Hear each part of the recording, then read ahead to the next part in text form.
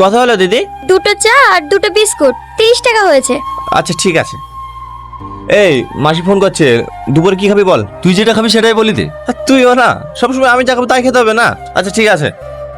হ্যাঁ মাসি, দুপুরে বিরিয়ানি করে দেন। বাবা, আমি খুব অসহায়, আমাকে কিছু সাহায্য করো না। হ্যাঁ হ্যাঁ নিশ্চয়ই। এই নিন। বাপ, তোমরা অনেক ভালো, তোমাদের ওপর আল্লাহ খুব ভালো রাখো। এই আমি 100 টাকা দিলাম, তুইও 100 টাকা দিলি, কেন কিছু টাকা বেশি দিতে পারতি? তুই শুধু আমার বন্ধু না, একটা ভাইয়ের মতো। ওকে যদি আমি কম বা বেশি টাকা দিতাম তাহলে ও কিন্তু আমাকে অন্য চোখে দেখতো। তাই আমি চাই না কি আমাদেরকে ছোট বড় করে দিক, বুঝলি? তাই আমি সমান দিয়েছি। তো বিশাল বুদ্ধি রে, এত বুদ্ধি লিখফাস কি করি? চাচা লেট হয়ে গেল। এ থাম থাম থাম থাম, কি হলো রে? তাড়াতাড়ি বাইরে আয়। ওই দেখ আমাদের গাড়িতে মেয়েটার কি অবস্থা হয়েছে। সরি, কিছু মনে করেন না, আসলে আমরা বুঝতে পারিনি, আমাদেরকে ক্ষমা করে দিয়েন।